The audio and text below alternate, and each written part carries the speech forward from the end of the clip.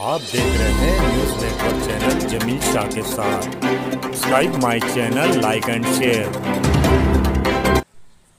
नासिक विभाग शिक्षक मतदार संघ के उम्मीदवार एडवोकेट महेंद्र भावसार ने पत्रकार परिषद में पत्रकारों के जरिए शिक्षक मतदार संघ के बारे में जानकारी देते हुए कहा कि मैंने 32 वर्ष वकालत की है और तकरीबन 500 से अधिक स्कूली न्यायाधिकरण के लिए केसेस न्यायालय में चलाए हैं। इसलिए मुझे लगता है कि शिक्षक मतदार संघ का चुनाव में हिस्सा लेना चाहिए। म्हणून मी सुरुवात आपल्यापासून करण्याचं एक मानस केला आहे आणि त्या दृष्टीने आज पहिलीच पत्रकार परिषद निवडणूक डिक्लेअर केल्यानंतर मी आज बोलतो। नाशिक विभाग शिक्षक मतदार संघाची निवडणूक नुकताच जाहीर झालेली आहे आणि 10 जून 2024 ला त्याचं मतदान होणार आहे। त्यासाठी मी उमेदवारी जाहीर केलेली आहे।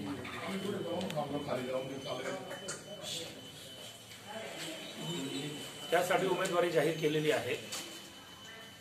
माझा परिचय थोडक्यात द्यायचा तर मी गेल्या 32 वर्षापासून वकिली करतो आहे। त्याच्यापूर्वी मी पत्रकार होतो आणि शिक्षकांना न्याय का मिळत नाही काही केसेसमध्ये, तर असं निदर्शनास आलं की आपल्या कायद्यामध्येच अशा काही त्रुटी आहेत की कायद्यामध्येच असे काही दोष आहेत मिळणार नाही असं मला जेव्हा वाटलं तेव्हा मी काय केलं की कायद्यातल्या कोणत्या कलममध्ये कुठली दुरुस्ती आवश्यक आहे, प्रत्येक कलमप्रमाणे इथे जर ही दुरुस्ती केली तर त्याचा असा परिणाम होईल, अशा प्रकारचा एक प्रबंध तयार करून मी साधारणपणे 4 वर्षापूर्वी मी शासनाकडे तो सादर केला होता। नाशिकला एक परिषद होती विधी आयोगची, तेव्हा मी तो सादर केला होता आणि असे बदल त्याच्यात करावे असं सांगितलं होतं।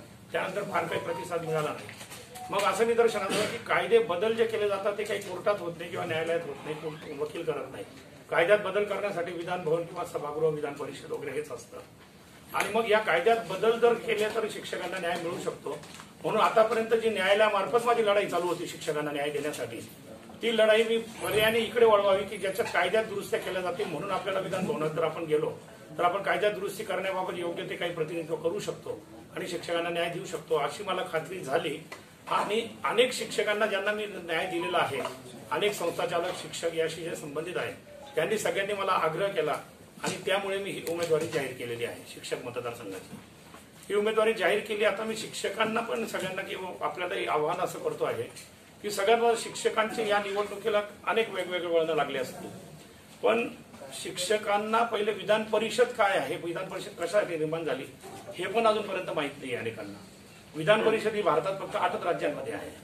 विधान परिषद निर्माण का केलेली आहे याचा पण मागे थोडासा हेतू आहे की विधानसभेत डायरेक्टली निवडून जाणारे लोक विधानसभेत जातात आणि ते सगळे लोकांमधून निवडून गेलेले असतात, परंतु काही वेळेस काही महत्वाचे निर्णय घेताना, काही महत्वाचे हे घेताना अनेक हुशार लोक असतात, अनेक तज्ञ लोक असतात, पण ते विधान भवनात नसतात, ते निवडणुकीत आलेले नसतात। मग त्यांचं मार्गदर्शन घ्यावं लागतं किंवा त्यांना बोलवावं लागतं। उदाहरणार्थ आपण म्हटलं की विधान भवनात विधान परिषद नाहीये आणि विधान भवन एखादा क्रिकेटचा निर्णय घ्यायचा आहे, क्रिकेटच्या संदर्भात फार मोठा निर्णय घ्यायचा आहे, सचिन तेंडुलकरला आपल्याला तज्ञ म्हणून बोलवायचं आहे, तर मग असं किती वेळा तज्ञ म्हणून बोलवायचं आणि किती लोक येतील। म्हणून मग अशा तज्ञ लोकांची आणि इतर सगळ्या फील्डमधल्या तज्ञ लोकांची एक वेगळी परिषद असावी म्हणून विधान परिषद निर्माण झालेली आहे। त्याच्यामुळे ती महाराष्ट्रात पण निर्माण झालेली आहे आणि विधान परिषद अपेक्षा हीच आहे की वेगवेगळ्या क्षेत्रातले तज्ञ लोक त्याच्यामध्ये विधान परिषद आले पाहिजे, जेणेकरून कुठला कायदा किंवा कुठला निर्णय घ्यायचा असेल तर त्या तज्ञांचं मार्गदर्शन आपल्याला लाभेल, कारण हे लोकप्रतिनिधी डायरेक्ट निवडून आलेले असतात, ते निवडून आलेले नसतात। अशा पद्धतीने या हेतूने विधान परिषद निर्माण झालेली आहे आणि मग त्या हेतूने शिक्षण क्षेत्रामध्ये पण काहीतरी बदल घडवायचे असतील तर शिक्षकांसाठी एक आमदार असायला म्हणून आमदारची निर्मिती झालेली आहे। ही सगळी पार्श्वभूमी शिक्षकांना पण माहिती असायला पाहिजे आणि त्या दृष्टीने आपला कोणता उमेदवार किंवा आपल्याला कोणता आमदार हा आपल्या समस्या मांडू शकेल आणि तज्ञ म्हणून आपल्याकडे तिथं जाऊ शकेल याची जाणीव शिक्षकांनी सगळ्यांनी ठेवून हे मतदान करावं असं मला वाटतं आणि यासाठी मी माझी उमेदवारी जाहीर केलेली आहे। 10 वर्ष होऊन जातात आणि 11व्या वर्षी तो हिअरिंगला येतो आणि 11व्या वर्षी तो चेंज रिपोर्ट मंजूर होतो किंवा रिजेक्ट होतो। समजा असं घडलं की 11व्या वर्षी तो चेंज रिपोर्ट रिजेक्ट झाला, असं गृहीत धरा की ती तुमची निवडणूकच बेकायदेशीर होती, तुम्ही झालेले चेअरमन पण बेकायदेशीर होते, पण त्यांनी 11 वर्ष काम करून टाकलेलं असतं, 11 वर्षापासून ते काम करत असतात आणि त्यावेळेस जर निकाल लागला की ते विरोधात आहे तर होतं काय, त्यांनी जे अपॉइंटमेंट केलेले लोक असतात, त्यांनी जे नियुक्त केलेले लोक असतात त्या लोकांना त्या निकालाच्या आधारे लगेच काढलं जातं की तुमची नियुक्ती ज्या चेअरमनने केली तो चेअरमन कायदेशीर नव्हता, त्याला धर्मदायीपणे रिजेक्ट केलेला आहे, त्याच्यात तुमची नियुक्ती बेकायदेशीर आहे। तोपर्यंत त्या शिक्षकांची नोकरी 8-10 वर्ष झालेली असते, 10 वर्ष 11 वर्ष त्याची काय चूक आहे त्याच्यात, तुमची मॅनेजमेंट, तुमच्या बदल होता, चेंज रिपोर्ट तुमचे, तारखा तिकडे मिळतात, 10-11 वर्ष तिथे चालायला लागले, त्या शिक्षकाचा काय दोष आहे? पण त्याची 10-11 वर्ष सर्व्हिस झाल्यानंतर त्याला या बेसवर काढला तर की तुमची नियुक्ती करणारा चेअरमन जो आहे तो बेकायदेशीर होता आणि मग तो विचार कोर्टात जातो, तोपर्यंत नवीन बॉडी येते, तिथं नवीन भरती करून घेते, त्यांचा परत कार्यक्रम सुरू होतो. हा सगळा कार्यक्रम जेव्हा सुरू होतो याच्यासाठी एक सुप्रीम कोर्टची अत्यंत गाजलेली केस आहे, फार चांगली केस आहे. त्या केसचा आधार घेऊन आम्ही याच्यावर अनेक निकाल लावले. सुप्रीम कोर्टची गोरखराज म्हणून नावाची केस आहे, त्याच्यात असं स्वतः सेशन जज, डिस्ट्रिक्ट आणि सेशन जज यांची 8-10 वर्ष नोकरी झाली आणि नंतर काहीतरी एन्क्वायरी झाली आणि असं लक्षात आलं की त्या जजच्या डिग्रीज बोगस होती.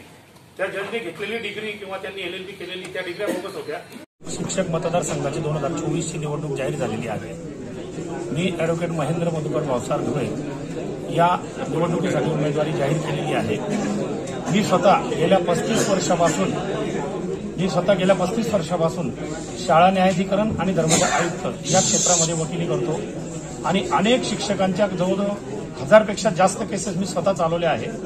आणि प्रॅक्टिकली हे सगळं करत असताना माझ्या असं निदर्शनास आलेलं आहे की अनेक शिक्षकांना न्याय जो मिळू शकला नाही, तर कायद्यात काही त्रुटी आहेत, कायद्यात काही बदल आवश्यक आहे आणि ते कुठल्या कायद्यामध्ये कुठला बदल केला तर शिक्षकांना न्याय मिळू शकतो, अशा प्रकारचा एक अभ्यास करून मी एक प्रबंध शासनाकडे 4 वर्षापूर्वी सादर केलेला आहे. त्याच्यावर अद्याप कुठली कारवाई नाही. आणि नंतर माझ्या असं लक्षात आलं की कायद्यात जे बदल करायचे असतात ते न्यायालयात होत नाही. कायद्यातले बदल हे विधान भवनात आणि लोकप्रतिनिधींच्या सभागृहात होतात आणि त्यामुळे मग आपणच विधान भवनात का जाऊ नये आणि या शिक्षकांच्या कायद्यामध्ये बदल का करू नये की जिथं जिथं शिक्षक अन्याय होतो असे काही कलम असतील त्याच्यामध्ये आपण दुरुस्त्या कराव्या आणि या दुरुस्त्या आपण तिकडून करून आणाव्या.